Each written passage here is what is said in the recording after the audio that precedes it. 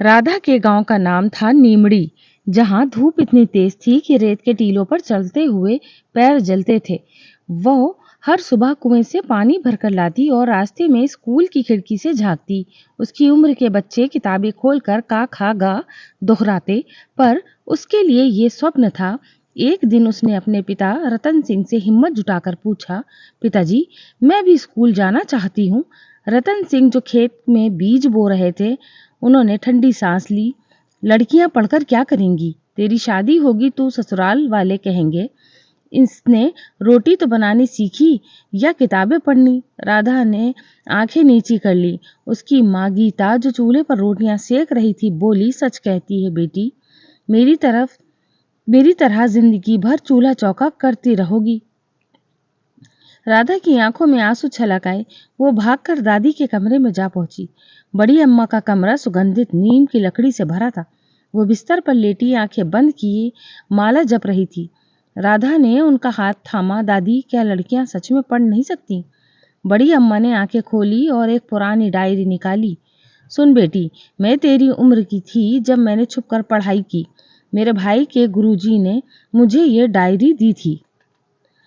Diary में संस्कृत के श्लोक और हाथ से बनाए चित्र थे। एक पन्ने पर लिखा था, विद्या अमृतम, ज्ञान अमृत है। पर दादी, तुम्हारे पिता ने मना नहीं किया? किया, पर मैंने रात को चांदनी में लिखना सीखा। एक बार पिताजी ने मेरी किताबें जला दी, पर मैंने रेत पर अक्षर बनाए। राधा ने डायरी को छाती से लगा लिया। गांव में बसंत उत्सव का मेला लगा। बच्चों को प्रतियोगिता थी, गणित के सवाल पर कविताएं। राधा का दिल धक धक कर रहा था। बड़ी अम्मा ने उसकी हथेली पर हल्दी का स्वास्तिक बनाया। डर को जीत ले बेटी, तू अकेली नहीं है। मंच पर गुरुजी ने सवाल पूछा, बताओ वो क्या है जो सूरज से जन्म लेता है पर सूरज को ही मार देता है?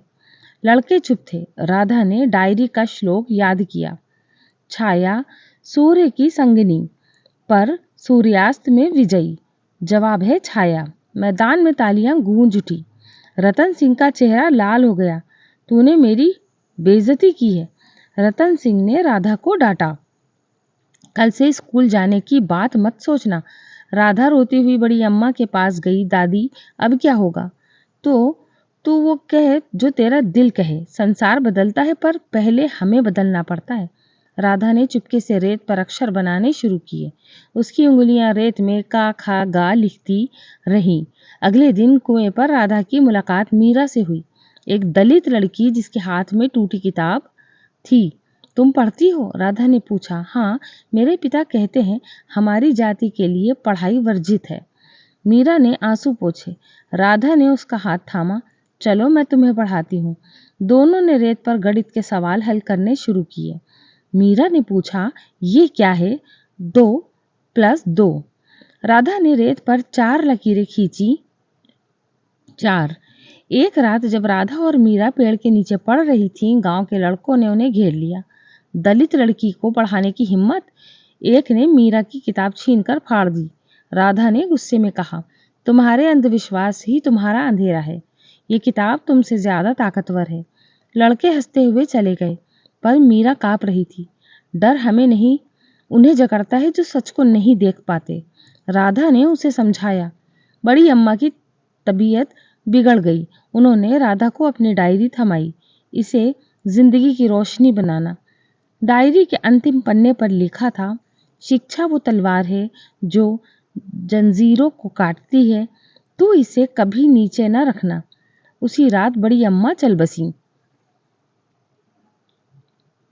रतन सिंह ने बड़ी अम्मा की डायरी देखी। उनकी आंखें नम हो गईं।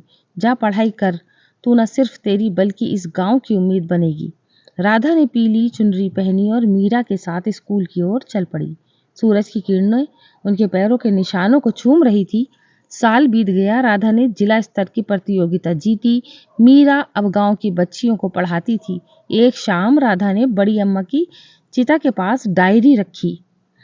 दादी, तुम्हारी चिंगारी अब आग बन गई है।